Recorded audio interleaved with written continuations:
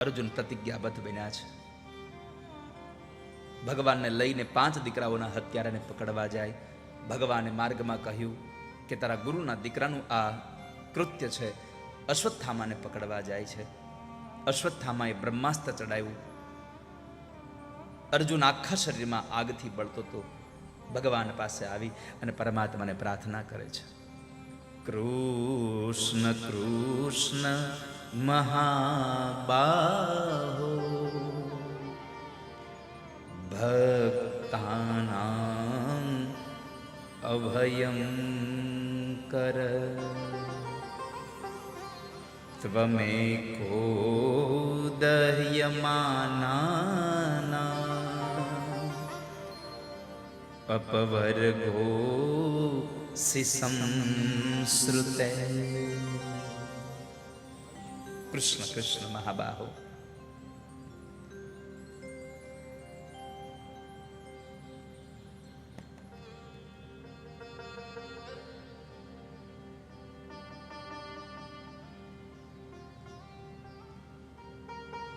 પરમાત્માને યાદ કરવાના 3 સમય છે.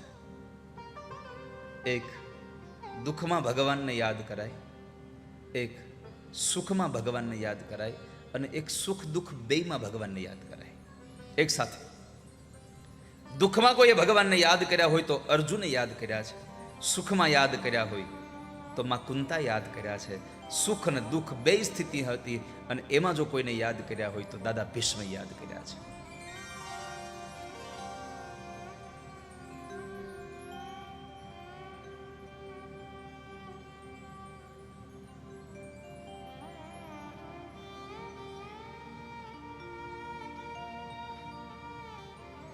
અશ્વત્થામાને પકડે છે. પછી તો ભગવાને કહ્યું બ્રહ્માસ્ત્રને પાછું વાળી દે.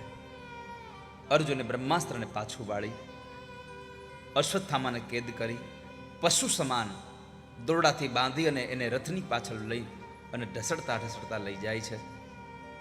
અને પછી જ્યારે દ્રૌપદીની સામે લાવે છે, પાંચાલી તારા 5 દીકરાના હત્યારાને પકડીને લાવ્યો છું. જે આંખ ઉઘાડીને જોવે ત્યાં તો ગુરુપુત્ર અશ્વત્થામા હતા. 2 હાથ જોડી બ્રાહ્મણ પુત્રને વંદન કરી અને 5 પતિઓ વાળી દ્રૌપદી બોલ્યા છે, ઉવાચ સહંતસ્ય બંધનાનયનમ સતી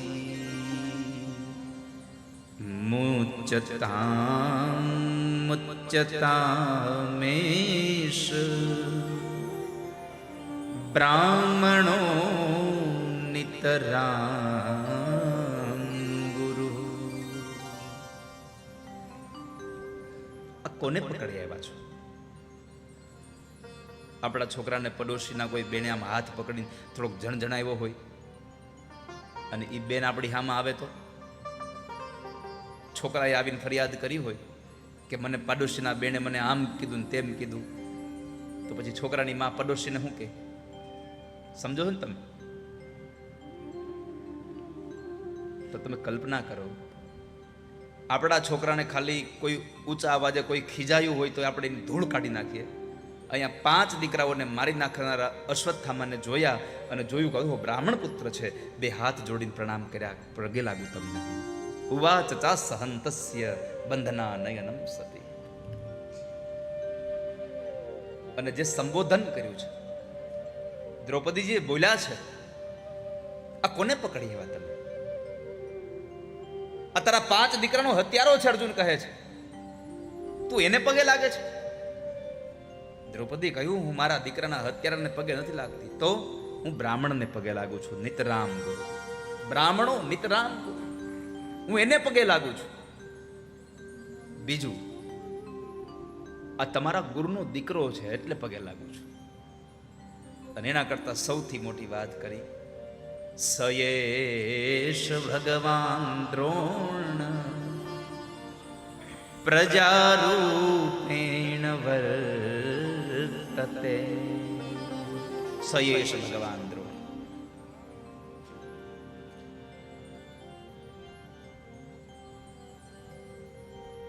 પ્રજારૂપેણ વર્તતે. તમારા ગુરુ તો આ સંસારમાં રહ્યા નથી, પણ ગુરુના બદલામાં એની ચેતના એના દીકરામાં રહી છે. એના પ્રતિનિધિ તરીકે આ તમારો ગુરુનો દીકરો છે. અને જવા દો, એકવાર નહીં, મુશ્ચતામેશ. હું એક વખત નહીં, તટસ્થ કહું છું, છોડી દો આને.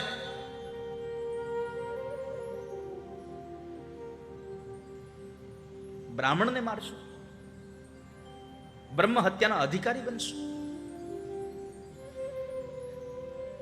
આના કરતા દ્રૌપદી એક વાક્ય બહુ સુંદર કહ્યું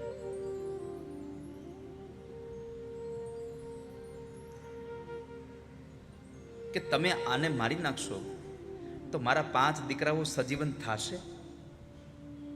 મારા દીકરાઓ જીવતા થશે પાછા? અને જો મારા દીકરાઓ જીવતા ન થવાના હોય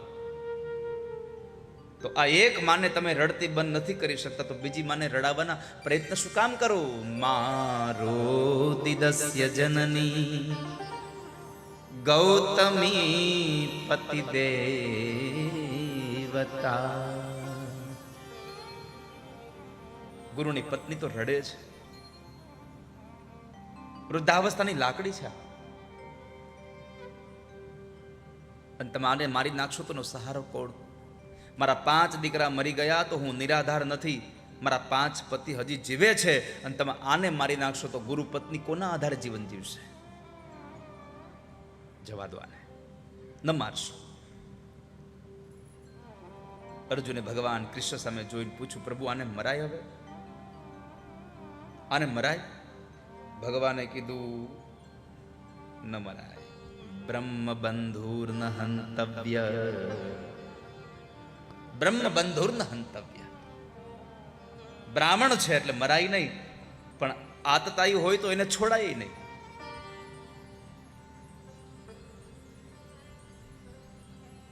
એટલે હું તને એમ નહીં કહું અર્જુન તું આને મારી નાખ. તને ખબર છે બ્રાહ્મણો મને બહુ ગમે છે, અને આ સંસારમાં પરમાત્માએ કહ્યું છે કે બ્રાહ્મણનો જે અપરાધ કરે એને હું ક્યારેય માફ ન કરી શકું. વાલા ભક્તજનો, બ્રાહ્મણનો અપરાધ કર્યો, બ્રાહ્મણોએ શ્રાપ આપ્યો કે તમારા યદુવંશનો ક્ષય થશે. આ શ્રાપ આપ્યો. ભગવાન કાળને પણ મારી શકે એવી તાકાત હતી.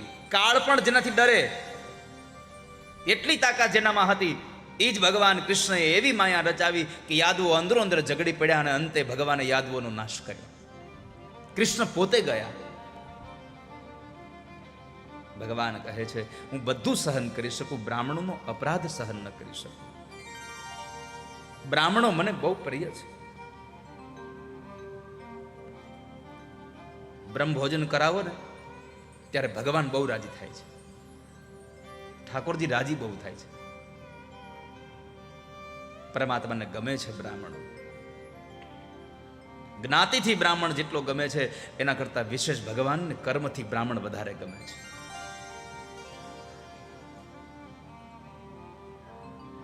પરમાત્માને